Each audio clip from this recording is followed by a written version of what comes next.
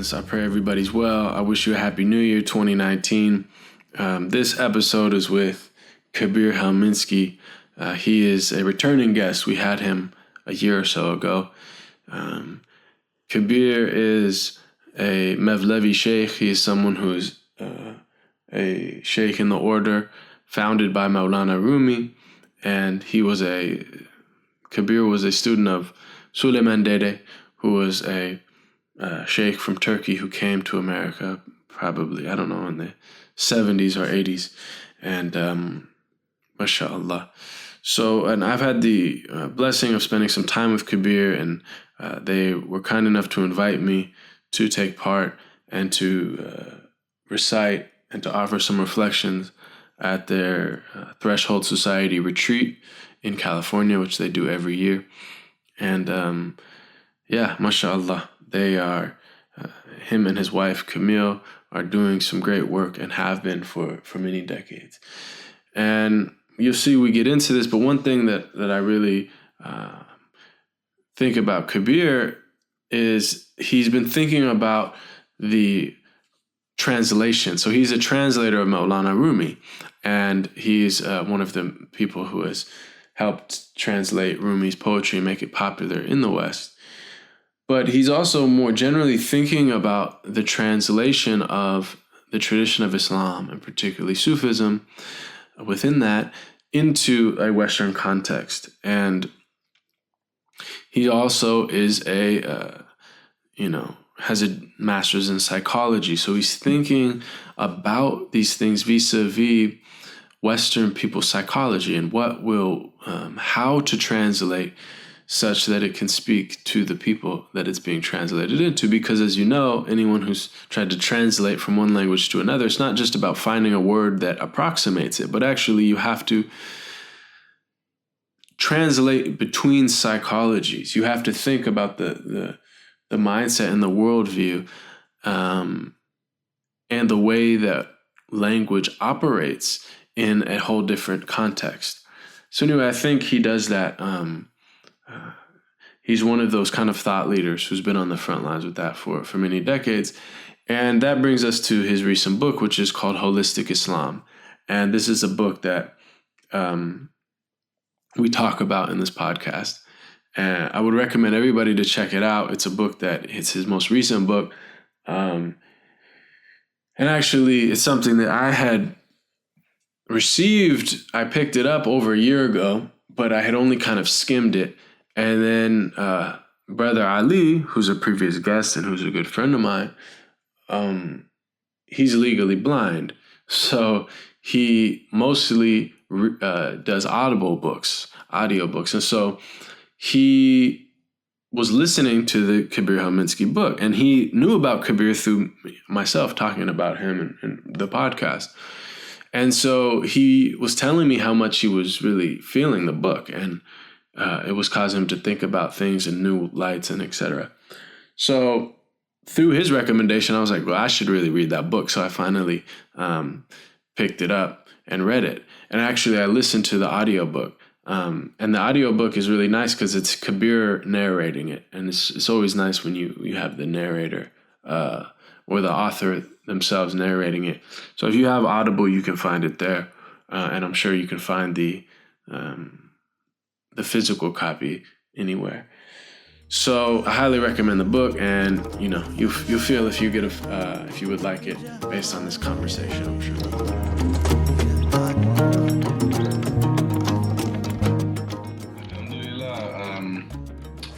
I hope you're well. It's good to see you. It's good to see you, Baraka. Yes, I'm well, alhamdulillah. And are you in Louisville? Yes, I am. I'm sorry I couldn't join you for the Unity Zikr. Well, thank you for trying, and it would have been a nice time, but inshallah we'll find another time. Inshallah. It was so nice to visit. I have to visit again with you and your wife there, and also with Gray, inshallah. And also Muhammad Ali's maqam. Yes. Yes, it's amazing. Who would have thought Louisville would be Louisville? Yeah. Yeah. MashaAllah. So yeah, I mean, thank you for agreeing to discuss the book. As I mentioned, alhamdulillah, I read your previous work on the knowing heart, and I really loved it. And then it wasn't until I actually had the book Holistic Islam for a number of months, probably almost a year, and it was on my shelf, and I kind of went through it very briefly, but didn't really dive in until a dear friend of mine, Brother Ali, who's a musician and who's legally blind. So he listens to audio books, and he always kind of shares with me what he's listening to, and then I share with him what I'm reading. And he said he had heard about yourself from me, actually. So he's like, this book, Holistic Islam by Kabir Helminski, do you recommend it? And I said, yeah, I do. And then I told you about, the works that I had read from you and just our time together. Mm-hmm. So he started listening to it, and then he was really amazed and moved, and he kept giving me updates about what he was finding. And so that prompted me then to actually dive into it. Mm. Well, I'm happy that the audiobook is being used. And, yeah. And it's narrated by you, I should add, which is nice because, it's a mixed bag with audio books, and it tends to be a nice touch when the author himself or herself is the one reciting it, because then you get it in the voice, you get the subtleties, you get the emphasis. There's a lot, as you know, it's spoken that a normal reciter might not pick up on. Yes. I also would recommend the audiobook because it gave me a chance to review what I had written, mm-hmm. and to, I think, in reading it, to improve it in some ways. Because when you're reading it, the spoken word, it's more direct, more real, and it led me to make some small revisions in the text. And so I'm happy for that reason too.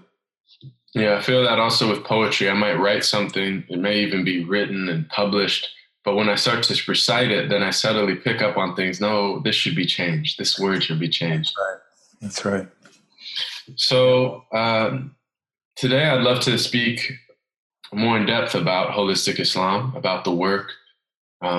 There's a lot in it. And what I really came away with is that this is a book of an individual who has spent many decades on the path, on the Sufi path, as a traveler and also as a murshid, as someone who is assisting other travelers, guiding other travelers into their higher selves.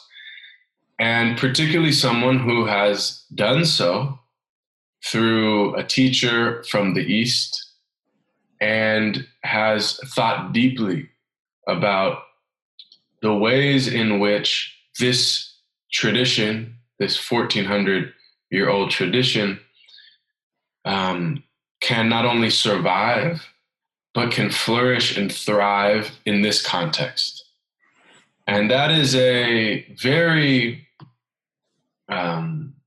nuanced discussion. It's not an easy thing to translate. As you know, translating Rumi's poetry into English, you have to make a lot of word choices. You have to make a lot of subtle decisions based not only on the meaning of the author, but based on the psychology of the people in the language that it's being translated into. So I really feel like there's a lot in that book that is very worthwhile for those of us who are not only Muslims or Sufis in the West, but those of us Westerners who have adopted or at least taken on aspects of Eastern traditions and wanting to really implement them in the most beautiful and wise way in our context. So I guess I'll just open with that.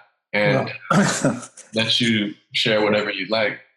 well, first of all, thank you so much for that introduction and summary, which tells me that you've gotten the point of the book and you've understood the issues behind the issues. And yes, it's true that my experience of Sufism has been on the front lines, so to speak. It's been in the field of applied spirituality and in translating a tradition, not just in words, but in practice. You know, the original meaning in Latin of translation was to bear the holy relics of a saint from one place to another. So, in a sense, we have been bringing the holiness and the baraka of Mevlana Rumi, Hazrat Shams, and of course, Prophet, peace be upon him, into our culture in a way where people could appreciate this beauty. And those three names I mentioned are completely coherently unified around a revelation and also around the spirit and character of the Prophet. There's no greater lover of Prophet Muhammad than Shamsi Tabriz from his own spoken words. And of course, with Mevlana Rumi, it speaks for his work speaks for itself, and the beautiful stories he's told about the Prophet and the way he refers to him. But what's at the heart of their message is something about what is possible and necessary for a human being. This is about realizing our humanness, and in realizing our humanness through a connection with the divine, which is the most beautiful and meaningful experience a human being can have. So I would say that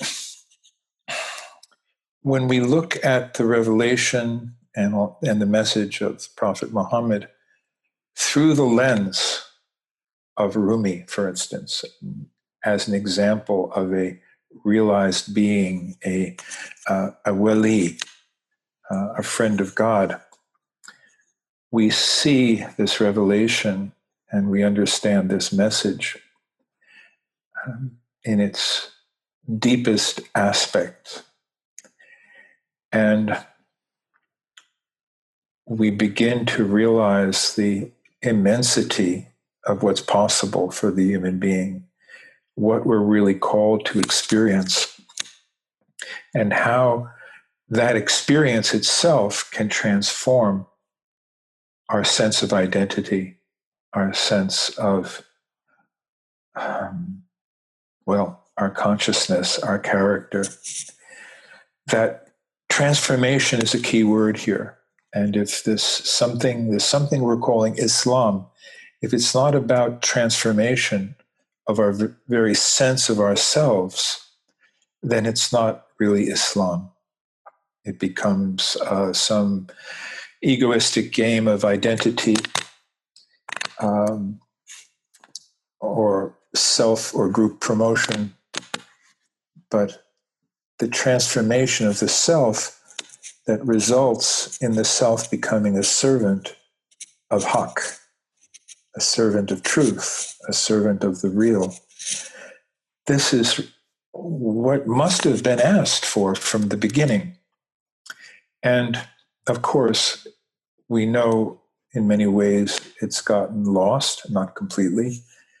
Many beautiful qualities have survived in the Muslim Ummah among Muslims who are basically good people, who are basically altruistic,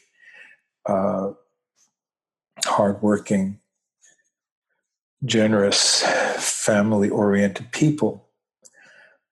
But something has been missing, especially in recent times.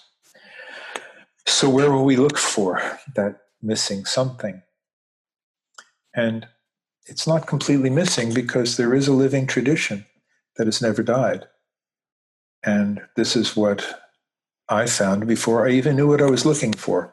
And I found it embodied in some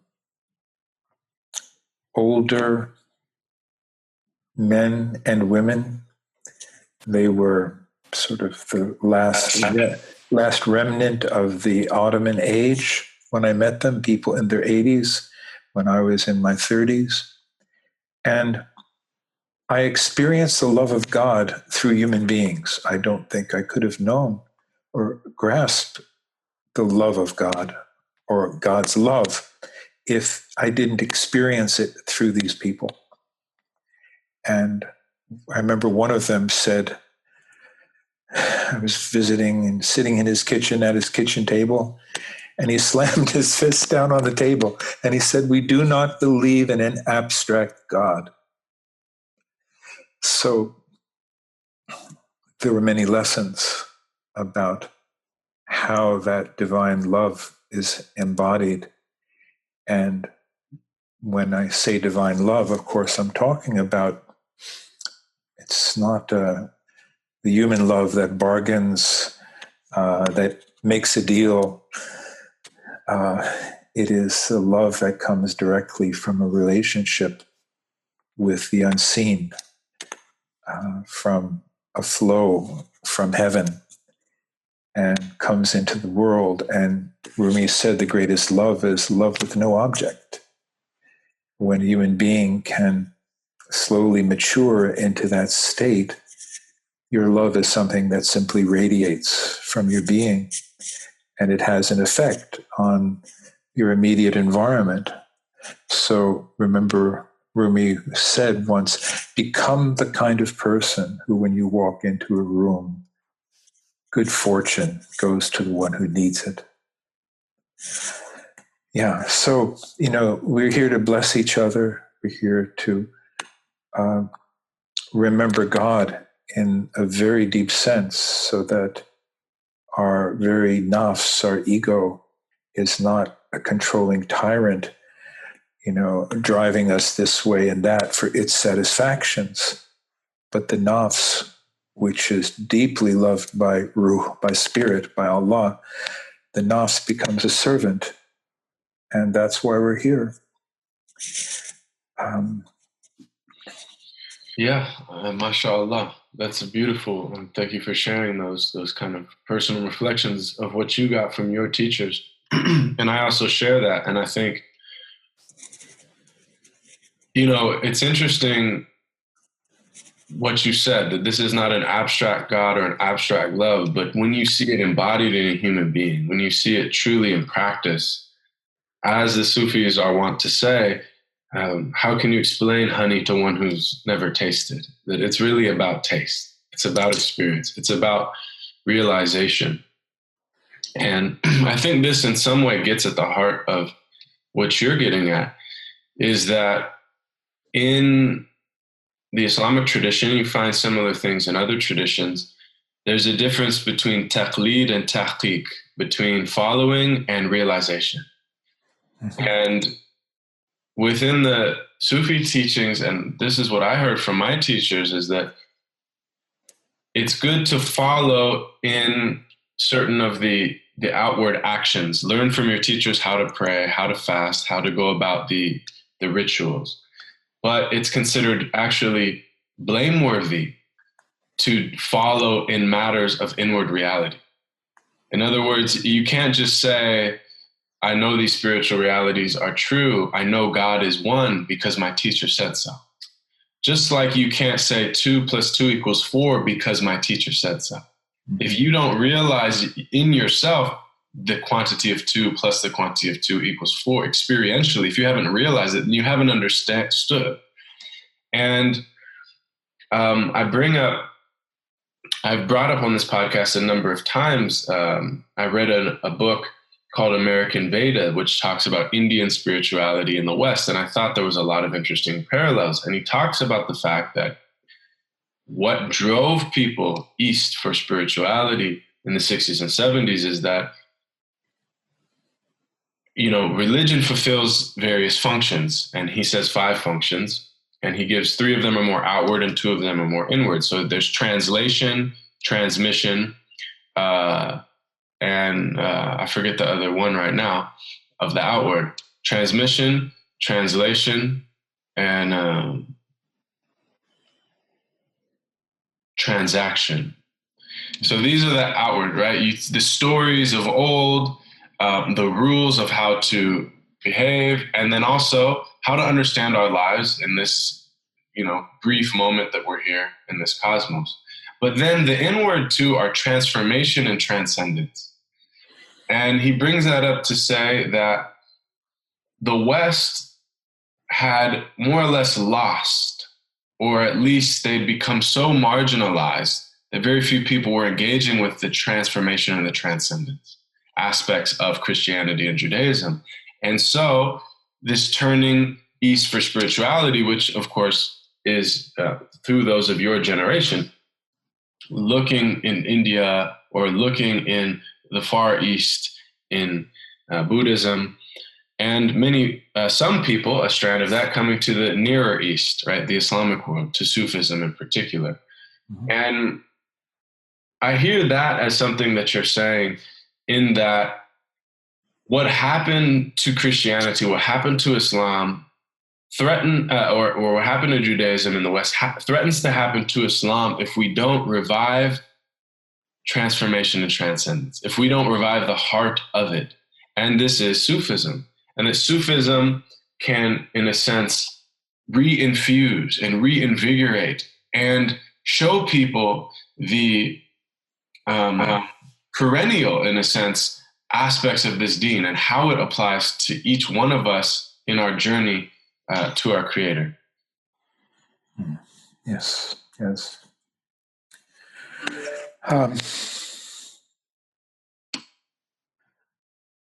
That's right. And so it brings up a lot of practical questions as to how this can be accomplished. It's interesting. I've encountered people in Turkey who, for instance, left Islam because they were looking for spirituality. And they had to be shown that there is spirituality within Islam. And that's in Turkey, which is a country that still has an infusion of that sanctity. It's still there in the culture, but amongst the more secular educated classes, they thought they had to go east to find spirituality until it could be shown to them that it was right there in their, in the homeland of Islamic spirituality.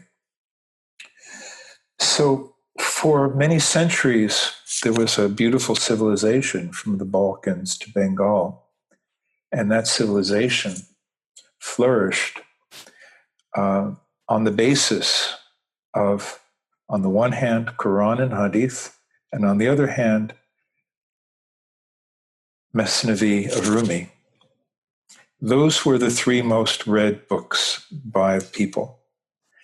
And that there was always a parallel tradition, the side by side with the masjid were the tekkes, dergas, etc. So there was a living tradition of mysticism that may not be for everybody, but it was there. It was there side by side, not challenging the masjid and what is done there and the functions performed. But for those who made a conscious choice, there was this lifelong education in soul transformation. That's been lost to a great extent in the 20th century for various reasons. There were political cataclysms, there was the influence of modernism, and more recently, there was the toxicity of Salafism that spread its propaganda and created and misrepresented Sufism in so many ways. So I think one thing that can be done, or where we can begin, is to show that this phenomena that we're calling Sufism or Tasawwuf in the original languages, that it has a very clear rationale. And its basis is Quranic, and it's in the most beautiful hadith, and it has a practice, it has a way of life, it has principles for relationship and community building. There's a wealth of knowledge and practice that the Sufi tradition has held, even if complete embodiments of that tradition are extremely rare in the West and fairly rare even in the East and Middle East. But the knowledge and practice is there to be revived. And the rationale is important to understand. And in addition to what I'm calling the rationale, is an incredible treasure of Sufi memes, of powerful ideas. If we look at what's being offered by those who have turned Islam into a one-dimensional phenomenon, we see that they have very few ideas. They have lots of prescriptions, they have lots of rules, they have lots of observances, but they have very few transformative ideas. But if we look to Rumi, for instance, and other greats, Ibn Arabi, Al-Ghazali, Attar, Hafiz, etc., we see this incredible richness of Sufi memes that really can be shared and brought into the world, which transform our intellects and our hearts.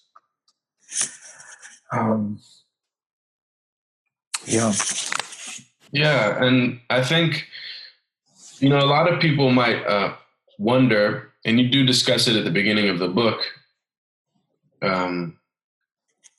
at the term holistic before Islam. And you kind of address that some people that are from the West that, part of that kind of holistic movement more generally might say, what could Islam possibly have to do with that? Because they associate it with subjugation of women and violence, etc. And on the other hand, Muslims may be quick to say, why are you putting an adjective before Islam? Islam is perfect and unchanging, and how could you insinuate something? So I think you've been getting at it, and in the book you really unfold it, but maybe just for the listeners that haven't read that, you could kind of just address quickly, though, what you mean by holistic Islam and what is its opposite? What is unholistic Islam? And then maybe why the word holistic you felt at this time in the English language was the adjective that you chose to use. Yes. Well, I relate the word holistic to Salim, which means whole, sound, healthy.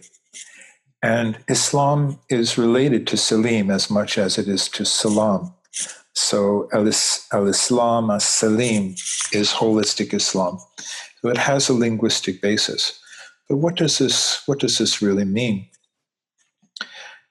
Most of us understand that Islam is not just a religion in the sense of a set of beliefs and a code of behavior, but that it influences every aspect of our lives in terms of, yes, our relationships, our sense of reality. It is a wholeness in itself in that it touches on every aspect of life, more than most religions do. But there's something beyond that, and that is that we are multi-dimensional beings. We are beings who live on not just on the physical level, not just on the emotional and intellectual levels, but we have capacities to be conscious on other levels of reality as well. And for starters, just for starters, there is the level of what we call presence, meaning a self-awareness that encompasses our behavior, our thought, our feelings, and allows us to view ourselves, to view our nafs, to view our egoism, our personality. This higher level of self-awareness, similar to what Buddhists and others call mindfulness, but I would like to call it heartfulness, because the heart is also a knowing function. So Sufism, or true spirituality, a comprehensive, holistic spirituality, must first of all awaken us at this level of presence. And I believe this is what the key practices of Islam are meant to do as we stand before God in salat. We should have a sense of witnessing ourselves and, in a sense, being witnessed by Allah. So suddenly a wider field of awareness opens up. The human being can cultivate that awareness by learning to enter a state in which our thoughts are quieted, our emotions and desires are relatively stilled, and we make an inward journey back through these layers of the psyche to a state of being which is pure witnessing, pure presence. And when we come to know that aspect of ourselves, which is not just for mystics, it's not just the achievement of some rare individual who's gone off to a cave. This is a realizable state for all of us with a certain guidance and practice. When we come back to that root of the self, as Rumi calls it, the quality of our experience changes because we, in that state, are receptive to the guidance of Allah in a way that we're not through mere thinking or through the cacophony of our own egoistic emotions. So Sufism is meant to train people through muraqabah, through deep dhikr Allah, through the refinement of intention, to connect us to the very core of our being, to the core of our humanness, and through connecting to that core, to actually connect to the subtler levels of reality, to connect to that level on which the divine names, attributes function, so that we begin to experience Al-Karim, Ar-Rahman, As-Sabur, As-Salam. These are realities that the human being can know and experience deep within our hearts, but not when we're living only at the level of the thinking mind and the random egoistic emotions that are the contents of most people's lives. So now, to contrast that, in too many cases, Islam has been reduced to a man-made rather than a divinely revealed religion. Man-made religion in the sense that it has been proposed that we please God the most by following a humanly formulated code of outer behaviors and, I would say, dogmas that have been formulated by human beings claiming to speak for Allah, derived from the Quran, derived from Hadith, but nevertheless undergoing a transformation, or not a transformation, really a degeneration from the original message, so that the beautiful revelatory power of the original message becomes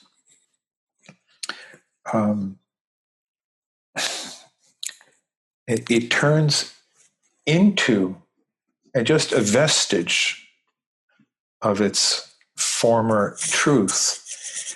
And as an example, for instance, if we really look at the Quran and receive its message directly, we see that it's very much about being in a state of wonder. It's very much about opening the heart to receive and to perceive the signs of God. That its message is a message of spiritual perception, not of rules and demands.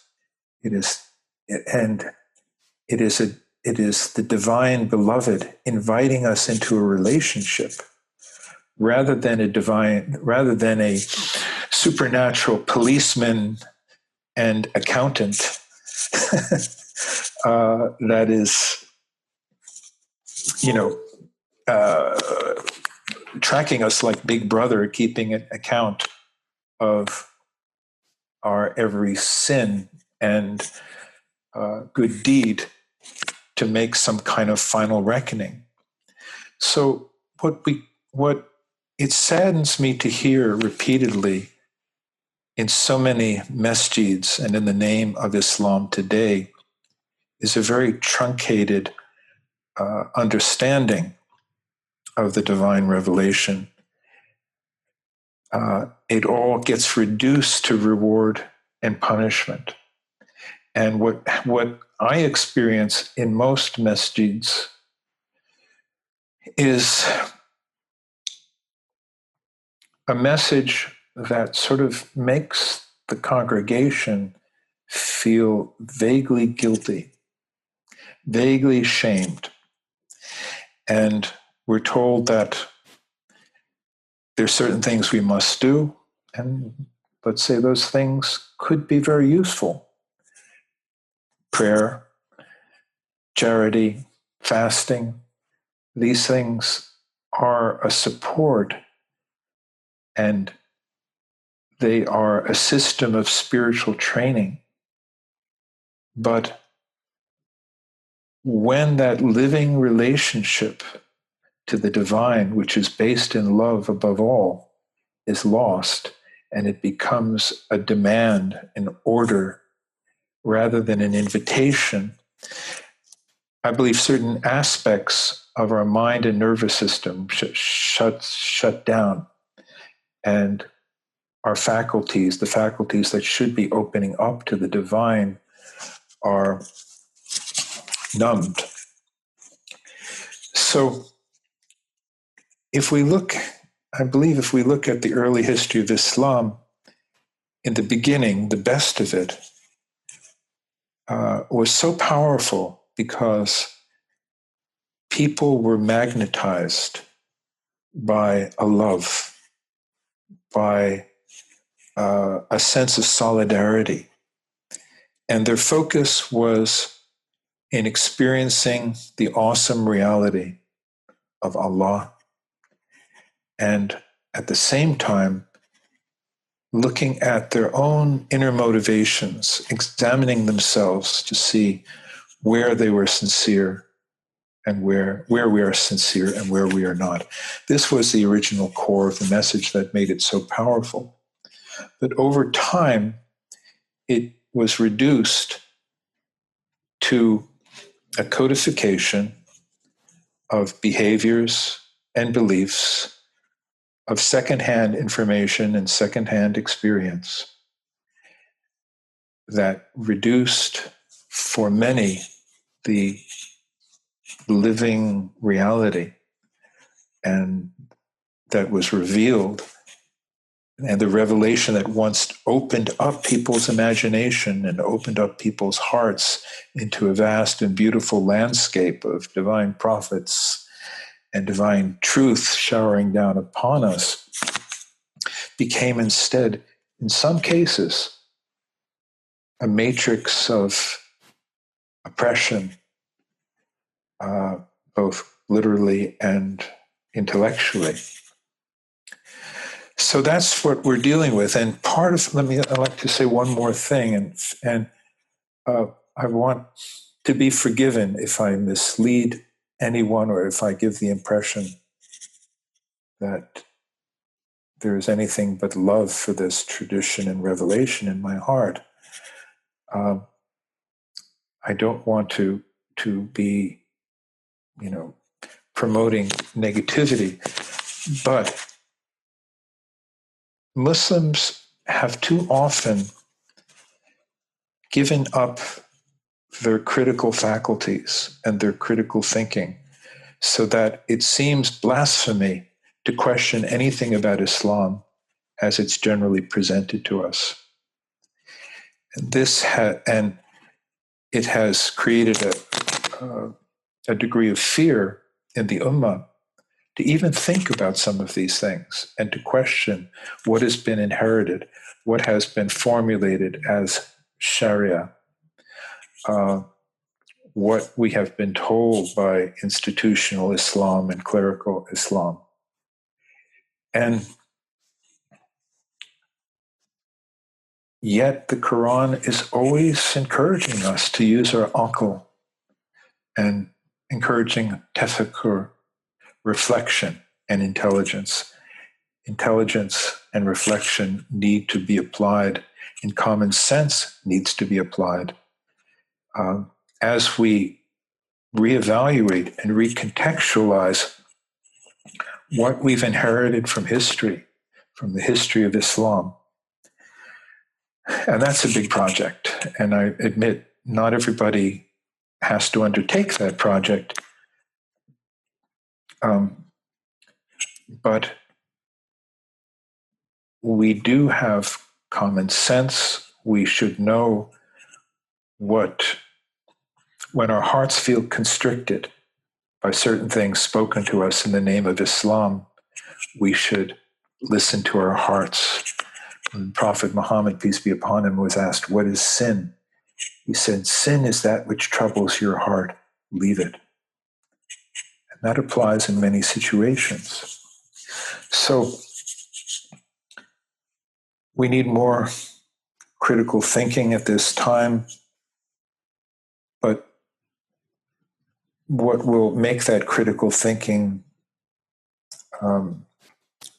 useful and healthy is when we have the spiritual heart of Islam to some extent realized, when we're experiencing the inner reality and beauty of this message, and especially as it's been reflected to us by the awliya, by the great mystics, the great lovers of God. MashaAllah. Yeah, and I think an important thing to remind ourselves is that what you're saying, as far as this degeneration and this loss of the essence of Islam, is and the need to recontextualize it and reconnect with the heart of it and reinfuse those outward acts with the spirit, as it were, the inward meaning, is not something that new and just Westerners engaging with Islam are doing, but the Prophet ﷺ himself said that each 100 years there will be a renewer, a reviver that Allah brings forth to revive this thing. And it's really amazing if we think about it, because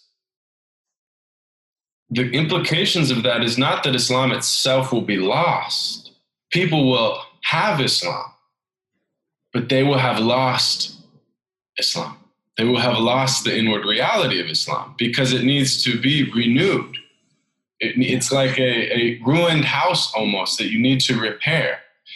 And this is from the Hadith tradition. And one of the analogies that really speaks to me is, as you mentioned, the names of Allah, and one of the names of Allah is Nur, and the light.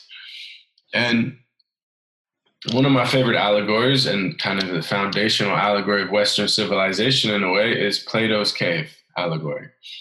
And as most people know, the essence of the story is there's a group of people born into a cave, spent their entire life at a cave, and all they can see is the shadows on the back of the cave. And they're not even able to turn their heads and look about the cave. And all of a sudden in this allegory, one man finds himself free of his chains and can stand up and can move around. And he sees it at the back end of the cave that they couldn't see. There is a light. And he realizes that the shadows are actually being cast by this light. And he goes nearer and nearer to the light, and it gets brighter and brighter and brighter. And all of a sudden he finds himself blinded by the light. He's stepping into the light. And as his eyes eventually adjust, he realizes that he's left this cave, which he thought was the entire world. And he sees that the world is infinitely more vast and more beautiful than he could have ever imagined, with the vast skies and oceans and plains, etc. And so after exploring that for a while, he comes back into the cave, like we all probably would, to tell his people the good news, right? That this isn't all there is.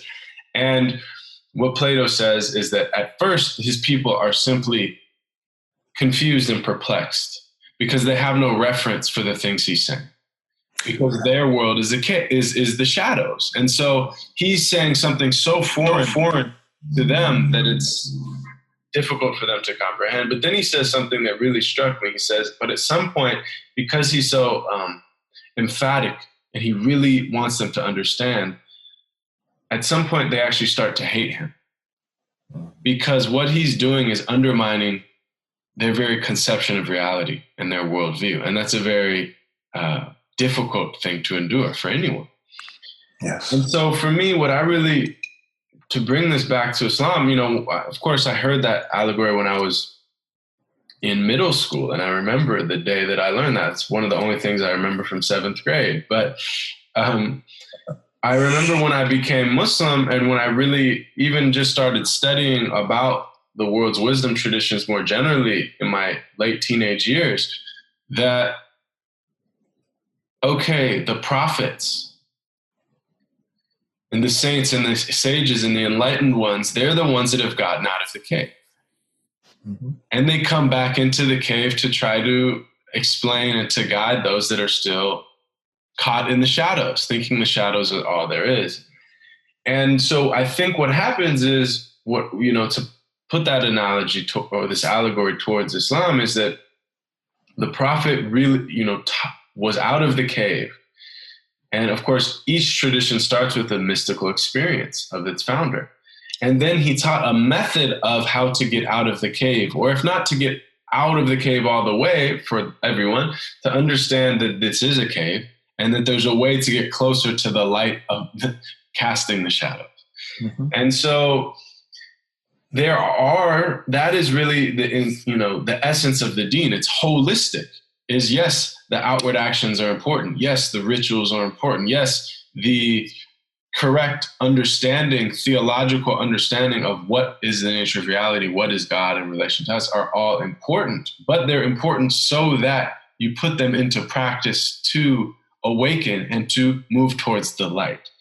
And it seems like what happens is, over time, and this happens with all religions, is that there are a lot of people in the cave that have never been out of the cave and have never met anyone who's been out of the cave, talking about the cave and being out of the cave and using it while they are trapped in the shadows to kind of as a tool of power and as a tool of manipulation and their own ego, because they haven't themselves be transformed.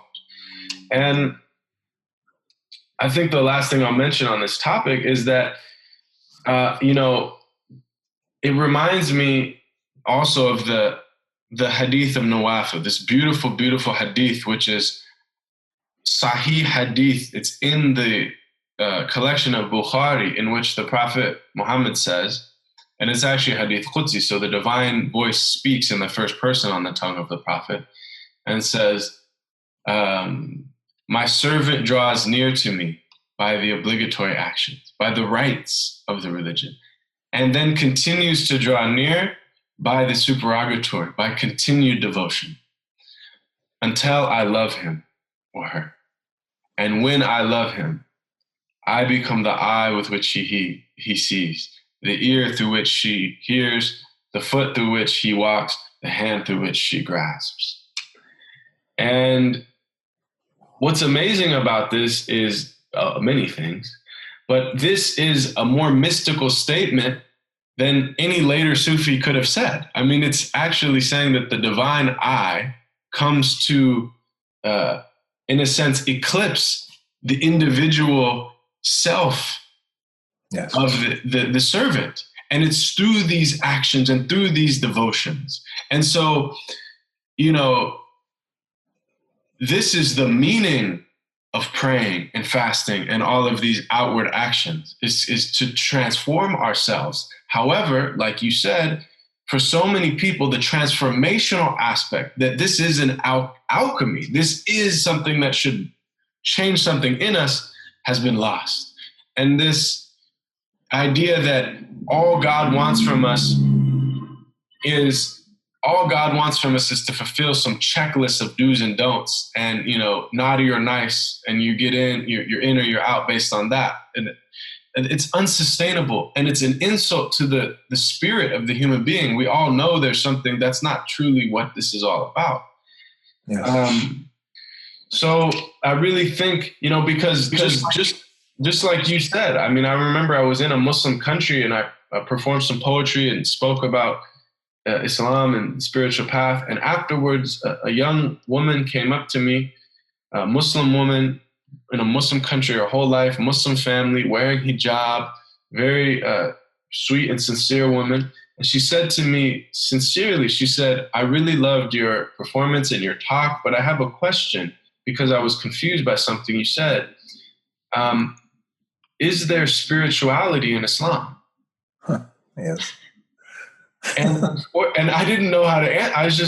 But unfortunately, she speaks for a wide range of people that ask, well, how do we be transformed? And the point is, the whole thing is supposed to be transformational. But if you're around people that maybe are following all the outward letter of the law, but aren't transformed, and in fact, maybe judgmental and egotistical and hard-hearted, it actually causes you to be repulsed by the very things that are supposed to be transformative and enlightening and softening our hearts.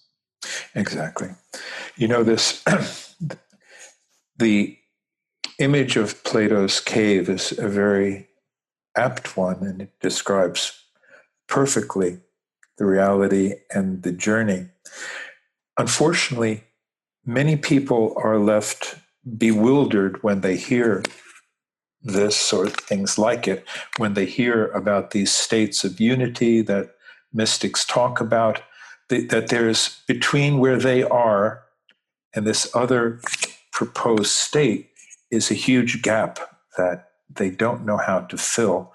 And it makes this reality seem very distant, very unattainable, and therefore something abstract, not something that they think they don't have an experience of it. They think it's for a few rare saints, awliya, or prophets. So the question is, how are we going to fill in that gap? And here's where the Sufi traditions have knowledge and practice, and where that knowledge and practice also, by the way, I think needs some adjustment. It needs some calibration for our current cultures. But let me just try and give you some examples of the means by which that gap can be fulfilled or bridged. Um, we teach, for instance, in Sufi circles that when somebody new comes to the circle, they come and they may want to judge what they see. They may think they're in a position to evaluate and judge what they think is going on. But we remind people that much of what happens in a Sufi community and in a Sufi circle is an occasion for us to observe ourselves and to observe our reactions to what's going on. We're there always to learn about ourselves. So if we feel friction or resistance or judgment, our first obligation is to really begin to observe what's going on within ourselves. It's also, we have, for instance, the ceremonies, community ceremonies of Zikrullah, for instance. When a group of people come together and they join their voices and synchronize their breaths and movement, an energy is generated, an experience is made possible in which people, often for the first time, experience a sense of heaven, a sense of unity, a sense of blessing and grace that was hard to attain in just performing the commands of Allah and 5 daily prayers, etc., which many people do out of fear of going to hell, or because they've been told that Allah commands this, and they've been doing it, faithfully, but without experiencing sweetness in their worship. This was even happening at the time of the Prophet, peace be upon him, because he once said to some people, he says, "I don't see the sweetness of salat in you." So people can miss it. But through some of the rituals that create a resonance, the ceremonies of resonance and exaltation bring into the community something that any individual might rarely attain or experience, but it's an intimation of heaven. It's a sense of blessing. It's a sense of being loved. And that experience itself has a transformative effect on our sense of identity. So sometimes, too, we find people who have studied Islam, have acquired quite a bit of intellectual knowledge. And all that intellectual knowledge has only led to a certain pride and arrogance, which they themselves may not recognize because they haven't been in a community situation where, for instance, where a murshid gently and compassionately can hold a mirror to a person and help them to see their own egoism. So people like this who acquire lots of intellectual information, I won't even call it knowledge, information about the deen, but they haven't seen themselves. They haven't faced themselves in the mirror. And when that religious information adds to our pride and our arrogance, we're moving away from Allah, not toward Allah. So we're like a rose bush that hasn't been pruned, a rose bush that's just allowed to grow wild. So this spiritual education that's called for is a pruning of the nafs in the hands of the loving gardener. Everything, if it's not done with love, it won't be effective. But the circles of the Sufis, of the true Sufis, of the best of them, And yes, some Sufi groups do degenerate into cults and may also include the misuse of power and privilege. These things, of course, can happen. But when it's working right, when the system is working right, when there is sincerity, and above all, where there's love, there's such an atmosphere of love, such a vibration of love develops in these communities that too is the most powerful transformer of our egoism. So you have many things that can help in the process. There's self-observation.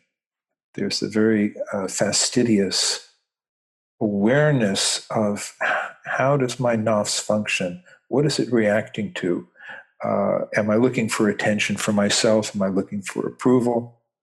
Or am I here simply to be defenseless and a servant of the heart? Am I able to move back behind my habitual thoughts and feelings into that pure state of being, that pure state of witnessing? It's said that Allah is looking for objective witnesses in this world, people who are not biased, people who are not operating from their egos, people who are not claiming I have the truth merely from their egoistic intellects, but people who are humble and sincere. So we need to create an educational system. We need to create communities that support this kind of sincerity and that do not merely settle just for the acquisition of religious information, because no degree of intellectual development, no amount of information necessarily crosses the boundary into the realm of love. And if we don't enter into the domain of love, we're not yet in the domain of Islam. We are not yet with the Din al-Haq, the Din al-Haq which sheds its light on all of religion. And that Deen is a level of, it must also embody these higher levels of consciousness that allow us to step outside of our egoistic compulsions, outside of our biases, outside of our defense mechanisms. So there's a psychology involved to it as well. And there's also the beautiful akhlaq, the beautiful virtues exemplified by the Prophet, his companions, and the inheritors of that legacy, which are the people who we've met some of them as murshids in our own lives. We know such people exist. We've felt their radiance, their humility, and their pure hearts, and they've been examples for us. So we need to restore the rationale for why a particular form of transformative education is needed, how it is supported by the Quran and by the character of the Prophet, and create the forms, the protocols, the situation in our own world that can satisfy this need. MashaAllah. Yeah, there's so much you said there that's really beautiful. And I think it's so true that, especially I think in our modern age where so many people are hyper rational and in their heads so much, one of the beautiful, beautiful, liberating qualities of Sufism is that it always emphasizes that it is through the heart. And that this is, you could kind of say in essence that Sufism is, of course, people notice the poetry or some of the zikrs or even the dances, etc. But at its heart, it is a mystical psychology. It is virtue theory. I mean, it's not just theory, but it's in practice. It's mystical virtue theory, saying that if you, and it is, as even Imam al-Ghazali remarked in his time, it is a type of science. In other words, you don't take anyone's word for it, but it just like do the experiment inside of your own being. If you implement this and this and this, you will find this. And Rumi, I think, as usual, more eloquently than anyone else, really touches on this, sell your cleverness and buy bewilderment. Being in a sense of awe and seeing people arguing and debating about God and saying, this isn't how a lover talks about his beloved. You're talking about how many centimeters apart the beloved's eyes are. That's not how a lover looks at the beloved's face. What are we doing here? And so I think that also just this emphasis that we are going to be skewed to the extent that our own ego, our own individuated lower self is obscuring the lens through which we see everything. So until we cleanse that, it doesn't matter how much information we get, it's just going to become a tool of that ego self. But I wanted to, because it really aligned with something you said, I wanted to read a passage from the book and just maybe you could unfold that or comment on it, because I feel like this is the passage that really stuck out to me the most of the entire book. You said, without a profound renewal, Islam will suffer the erosion of faith that other religions have suffered in the West, where only a small minority of people attend church and actively affiliate themselves with the religion. I am not suggesting that Islam needs a reformation such as Christianity experienced. Rather, a renewal suggests reconnecting with the original moral energy and inspiration of the faith. If Islam is to survive in the West, in other words, if the next generations are not to be lost to the worldliness of global consumerism and popular culture, we will need active centers for the spiritual life, not mosques that are merely places of immigrant nostalgia. In other words, we are in need of something like an institute of applied spirituality. We must apply the deepest wisdom of Islam to contemporary problems. We need to forge cooperation between spiritual practitioners, scholars, social activists, popular writers, filmmakers, and musicians. The foundation for it all must include the knowledge of heart purification and self-transformation. We need a form of continuing education in our communities that can encourage and teach the inner reality of Islam through spiritual practice. One way this continuing education can be accomplished is through retreat programs that take people out of the manic stream of their lives, optimally including some contact with the beauty and peace of nature.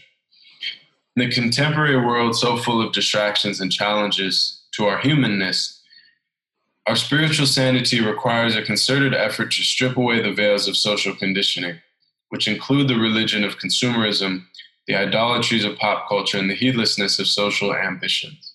It also requires an appreciation for the type of spiritual practice known as meditative awareness, muraqabah, that reawakens our receptivity to God's presence through inner stillness and silence. A Muslim is not someone who dresses a certain way or claims a Muslim identity. A Muslim is someone who lives in a state of presence, and from that state gains a perspective on their ego. With that perspective on the self, one is liberated from the slavery of ego's demands. Little by little, the nafs is transformed. Yeah, the reason why I languaged it that way, an Institute of Applied Spirituality, it sounds a little bit clinical to my ear right now as I think about how, in fact, the most beautiful Sufi situations I've known are more like families than institutes. But the reason why I put it in that kind of language is because I'm trying to awaken Muslims in the West to the need to do something, to create something that will endure, something that, where people can begin to get this education and experience these states that we're talking about. And I thought this was a language that would, make sense in terms of our society. Why is it that we have really no Muslim retreat centers? Uh, you know, why is it that where we don't have the institutions that could begin to be the container for a sharing of this practical information, not necessarily even under the name of one particular lineage, but where a variety of Sufi lineages can collaborate and share what they have, and where we can create a sort of big tent for, or a greenhouse for the flourishing of this education. So something is needed to revive and train and educate more souls in the rationale behind Sufism, in the principles, and to offer regularly an experience of what this work can be like. And I'll also add to that the idea that the Sufi orders in the West so far have remained rather isolated from each other. And that isolation may not be the ideal state, that we may need to recognize a common cause, and at certain times at least, to have events that can unite us, that can help us to appreciate each other and to see the collective beauty in all of its many forms, and to respect the beauty of these different lineages that originally come from different cultures, but are beginning to be find their home in this culture and in world culture.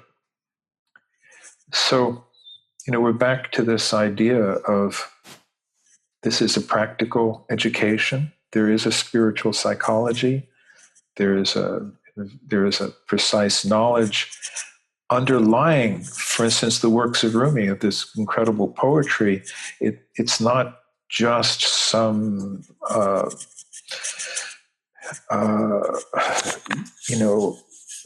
vague, mixed, entangled cry of ecstasy and love.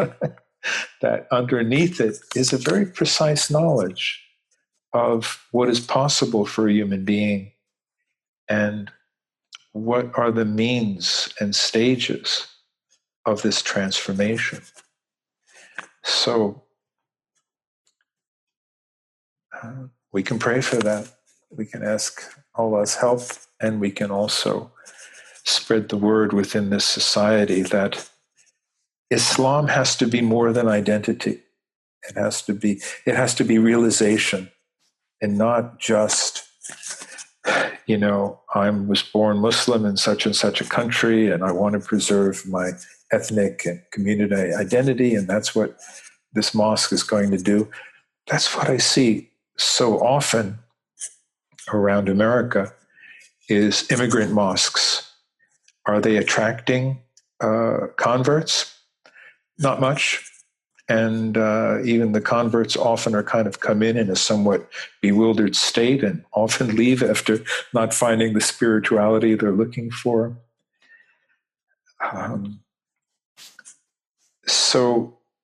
And many of our websites and the publications and attempts to create magazines in the name of Islam have only furthered that sense of Islam as an identity, and we have to stand up for identity, and we have to defend how we dress, and we have to, have things like, we can have Muslim country singers, we can have Muslim recipes, we can have, we can put a Muslim label, and when we're fulfilling our deen.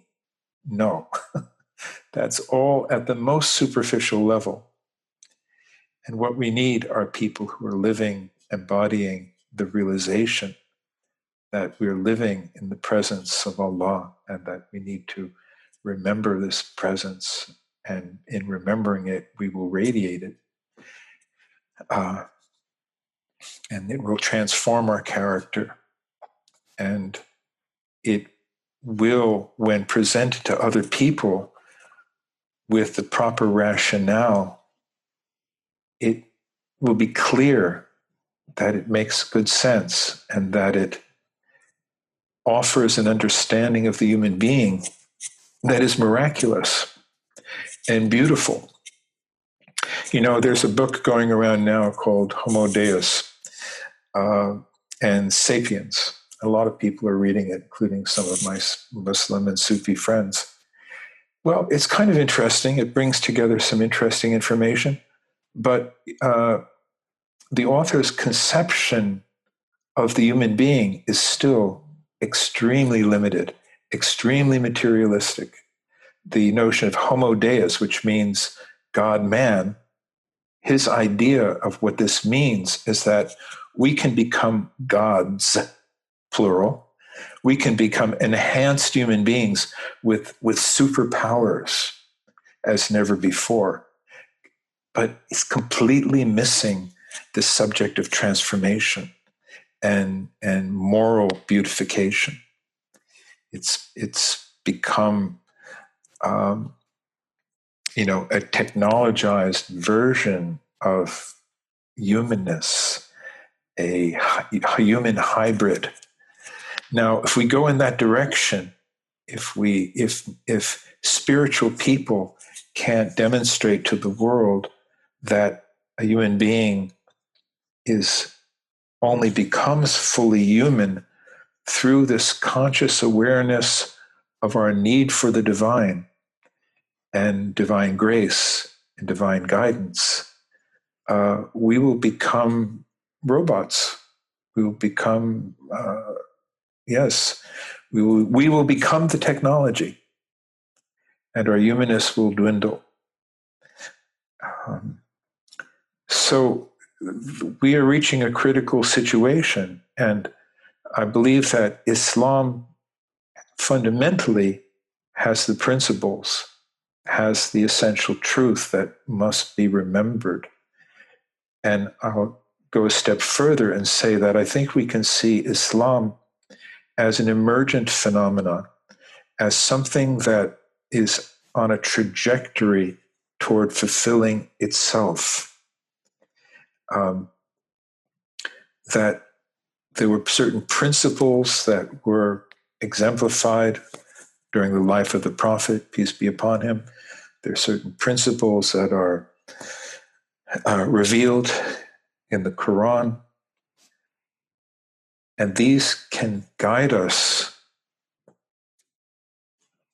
into the future as those principles become realized at new stages of cultural development. Because if we go back and look at the level of cultural development, at the time of the Prophet in Arabia, people were chopping each other's heads off, and there were lots of things going on that are very different from what we accept as normative today. We're at a different level of cultural development, and we have to apply the truths of Islam, the Din al-Haq, to our own level of cultural development so it can guide our cultural development in a truly human, that is, spiritual direction. Yeah, and I think, like you basically are saying, it is a very nuanced, it actually takes a great mastery it takes a deep understanding of the tradition as well as of the transformation. It takes a tradition of the text and the context to be able to do that translation work. And so on some level, I actually sympathize with those that are more formalist in this is what we've received and we want to protect it, and any change to the form we're afraid of, and it seems like it's watering it down or it's changing it. I sympathize on some level. However, and that's one of the beauties of not only studying the tradition, but traveling into the Muslim world, and not just one country, but to travel all over. And you see the way that this the universal principles of Islam manifest themselves in different countries, in different cultural contexts. And as far as the point about, immigrant mosques as places of cultural nostalgia, as you put it, I think that's a really profound thing and something that I've been thinking a lot about. And I think to take another community's analogy, which is a bit helpful to look at our own, I have a lot of friends in the Buddhist American community, and one of them mentioned to me this fact that particularly in the Bay Area, but you see this phenomenon all over the West, is that you have a basically complete separation between the Buddhists that come from the East with their traditions, from China or other places, mm-hmm. and the converts to Buddhism. Mm-hmm. So within the Far East, Buddhism is kind of two classes. You have the monks and you have the lay people. And the monks, at least theoretically, they're the ones engaging in the actual practice of the Buddha, the meditation and the mindfulness and attempting to awaken in this life. Whereas, as my friend who's a Buddhist teacher put it, for the most part, the vast majority of people in these Buddhist cultures, for them, it's been kind of reduced to superstition. So they may have a statue in their home. They may go to the monastery, to the monks to pray when they're having a baby or getting married or things like that, but they're not actually engaging in a real way with the transformative aspect of the tradition. It's very outward. And he mentions that what happens is that in Buddhism in the West is the type of people drawn to Buddhism, and I think largely this is because they're the ones not satisfied with outward forms of untransformational Christianity or Judaism. They're drawn to the more contemplative, inward, alchemical, if you will, transformative and transcendent aspects of the tradition. And so what happens is it basically forms a third category. So the monks that they often study with if they go to the East, or that they bring to learn with, the monks, the Buddhist monks from the East, realize these Westerners have formed a third category. They're not becoming monks by and large, but they're also not exactly lay people. They're very serious about the method of transformation. And so there's something in between. And also, the Buddhist temples of the immigrants, they're temples and they look just like back home, feel like back home. They have the same incense and the same foods that they serve and the same ceremonies and rituals. Whereas the Western Buddhist converts, they create meditation centers, which can be in warehouses or look like a third wave cafe or something like that. But it's really about the actual method. Right. And there's almost no exchange or overlap between those communities. And I've thought about this a lot, and I'm curious what you have to say, but I think a lot of this has to do because these Buddhist teachers from the West, Westerners, often they've really studied the tradition. They've studied with the great masters of the East. They're from legitimate lineages. And what's interesting is when you have a legitimate master who's studied in the tradition, they're steeped usually in the principles and see how this is a universal way and how it can be applied to different cultural contexts and how there's, throughout it, there's the firm principles that are unchangeable. And then there's those things which can be adapted to different cultural contexts. And so I think for those that are, whether it's through their spiritual discipline or intellectual learning, they understand the principles of a tradition. They're able to articulate it to those converts or seekers or Westerners in a way that says, okay, this is the essence and you can adapt this, no problem. Whereas the average Buddhist who's not really unlearned, not really learned in their tradition, who comes from China or some other place or Thailand, they associate anything that differs from their cultural experience of Buddhism as alien and as wrong, actually, because they haven't learned to distinguish between culture and religion as such. And a very similar phenomena, of course, happens within Muslim cultures. And to give like a very small but funny example, recently I went to a masjid, very large, wealthy masjid, that happens to be predominantly Pakistani. And one of the elders came to me after Jummah, and he said, basically said, nice to meet you, Assalamu alaikum. Why do you have long hair? I know that's part of your culture before Islam, but you've been Muslim a long time. Why do you maintain that hair? And essentially he was saying that Islam is supposed to, purify your culture, and you're Muslim now. And I tried to explain to him very gently, what long hair actually means to me. And this is a whole nother context, almost like another podcast we'd need to do, but long hair represents something in our culture as far as counterculture, counter-establishment. Traditionally, it indicates all these things to our own people. But anyway, there's a whole long conversation there. But what happened was, and it was hard to explain to him, but what I realized is he was saying to me, look, Islam, your culture is not supposed to get in the way of you being Muslim and following the Prophet, etc. But what was ironic about that particular example is that what he didn't know, even though he's been Muslim his whole life and from a tradition that's been Muslim hundreds of years, is that the Prophet Muhammad and many of his companions had long hair. Right. If you study the Shema, the descriptions of the Prophet, his hair was to his shoulders, and he would braid his hair sometimes, etc. So actually, what he was saying about me is actually a mirror to himself, that his contemporary Pakistani culture is anti-Islamic in a sense. It's against the sunnah of the Prophet, because they, in their modern culture, which they just assume is Islam, long hair is feminine, for instance. It's for women, or it represents those who are rogues or who are irreligious or who are whatever it is. And so what's ironic is that is when culture has trumped religion, but he sees he's reflecting it at me when in reality it's his culture. And my friend who happens to be the imam there now, who's hired there, who's an American, he mentioned afterwards, he said the reason he asked that is because a lot of the young Pakistani boys are growing their hair long because it's fashionable and it's hip, and they're, American kids growing up here.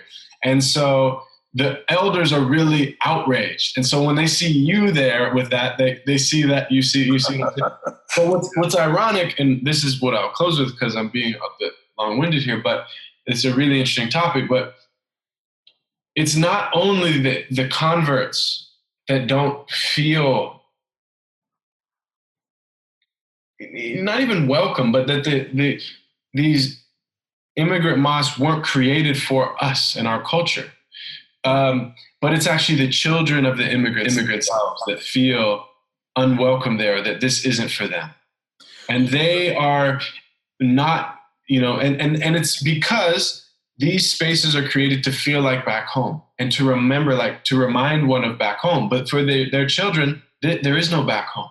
This is the cultural context that they are from and that they are in. So I agree. And I think if there's a Bosnian mosque and a Pakistani mosque and a Palestinian mosque and a Somali mosque all in the same neighborhood or all in the same city, people won't be outraged. They say, well, they're from different cultural contexts, that's fine. But if we created a American mosque that is reflective of the beauty of the tradition and the beauty of the cultures that people are bringing, but is also honoring what is best of the West, what is best of our cultures, and what I would emphasize are countercultures, because I think that's what makes America so amazing, is that there's these profound streams of counterculture, of critique of militarism, of empire, of racism, and that is very open to the world's wisdom traditions and the Eastern traditions, etc. Those are what that's what forms us as those that come into Islam, whether it be African Americans or European Americans. We're formed by those countercultures, mostly. So anyway, I know these are a lot of ideas and there's a lot of ways we could go with those, but I really think that I've been thinking a lot about what is it going to mean for us to create centers of spirituality or mosques that really represent this land and the seekers and the spiritual path of the people of this land. Absolutely. It's a great creative possibility, isn't it? You sense the beauty that could be created, and we get excited about that, and because we feel this incredible truth and beauty, and beauty is a divine attribute. It is Allah is beautiful and loves the beautiful, and are so many of the manifestations of Islam today are just not that beautiful and not that creative. If Allah is the creator, then spirituality should be creative and should express that beautiful creativity, which it has done at certain times in history, and it's usually come from a core of a few realized Sufis who have created, the highest cultures of Turkey and South Asia and even West Africa, North Africa. Sufism, the mystical understanding of Islam, has been a civilization builder and creating, spawning great civilizational attainments and cultures. So, yeah, and yet the same phenomenon can become a matrix of oppression, can become the enemy of imagination. There are some people who say imagination is haram.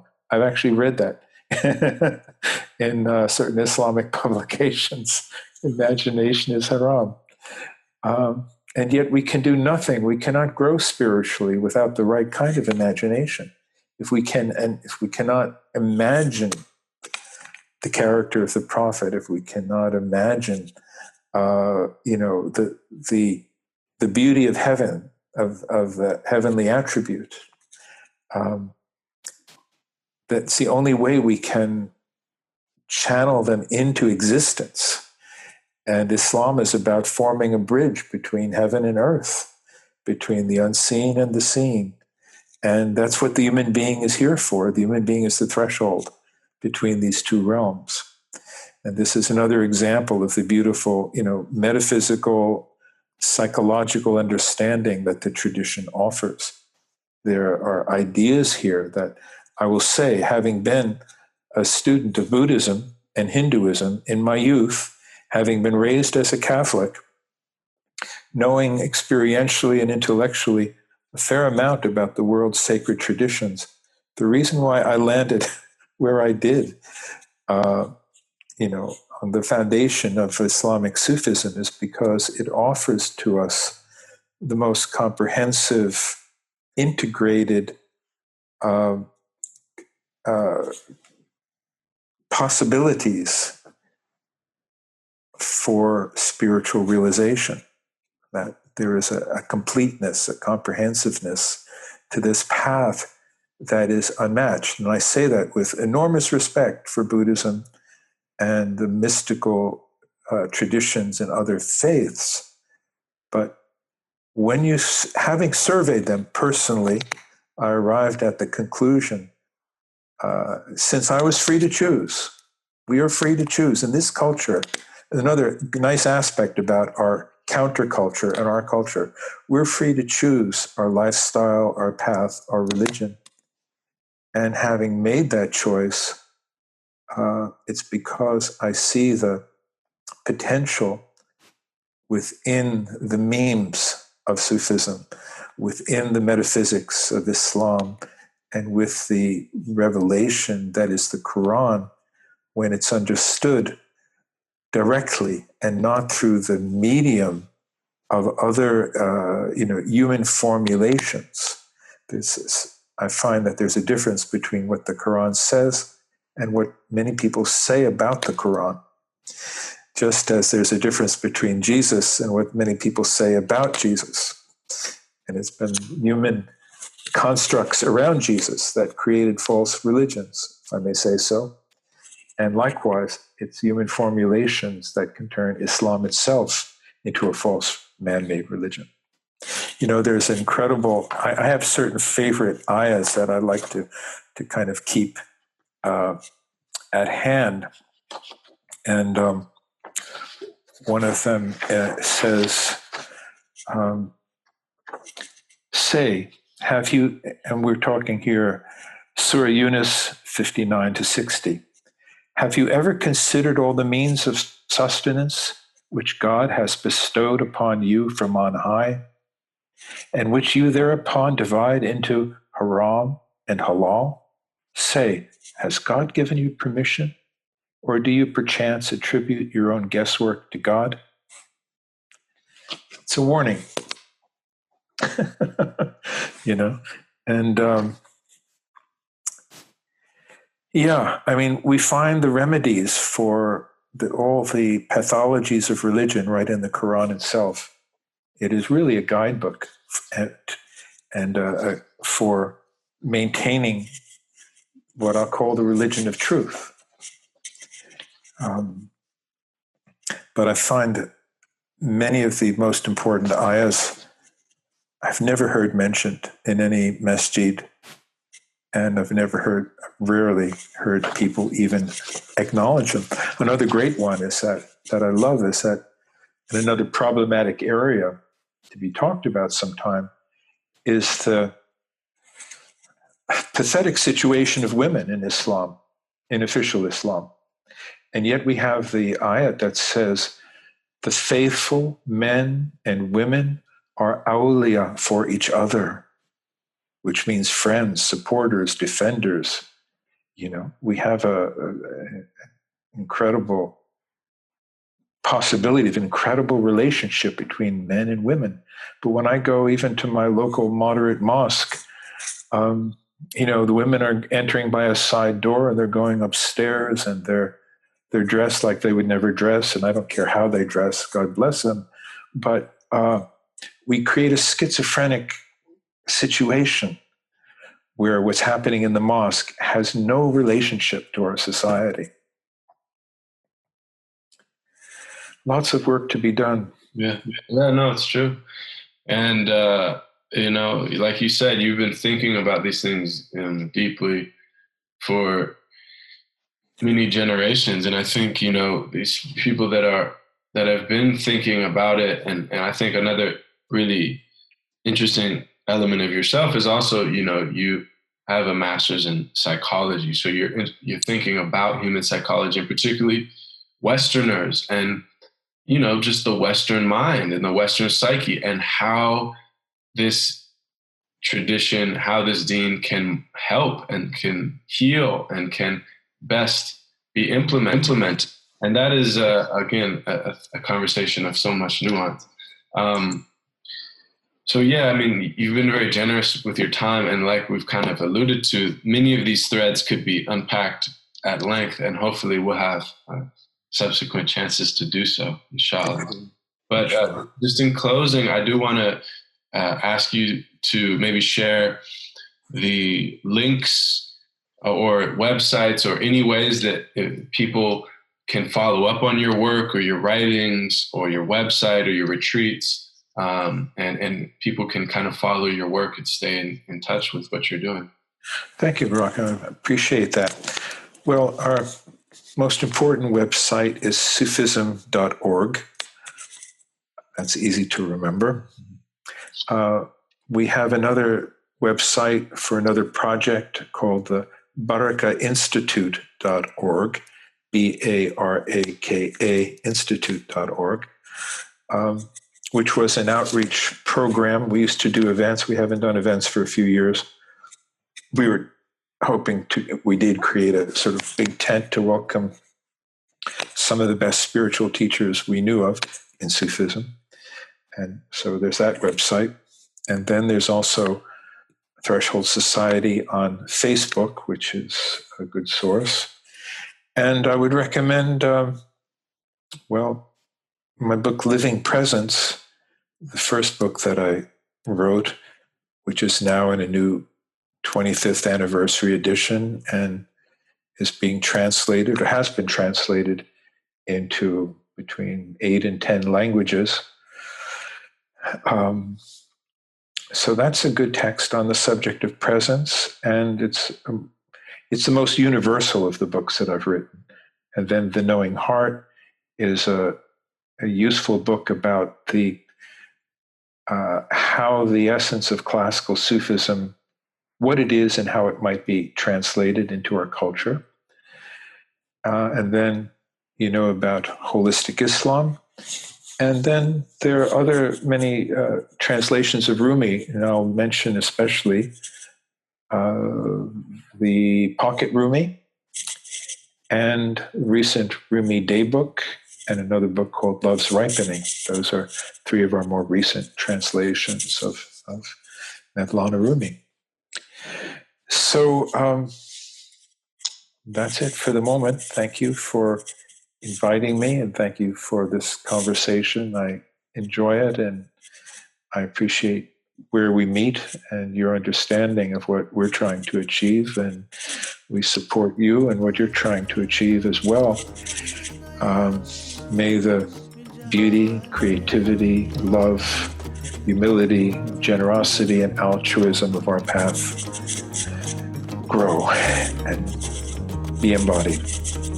Amen. Amen.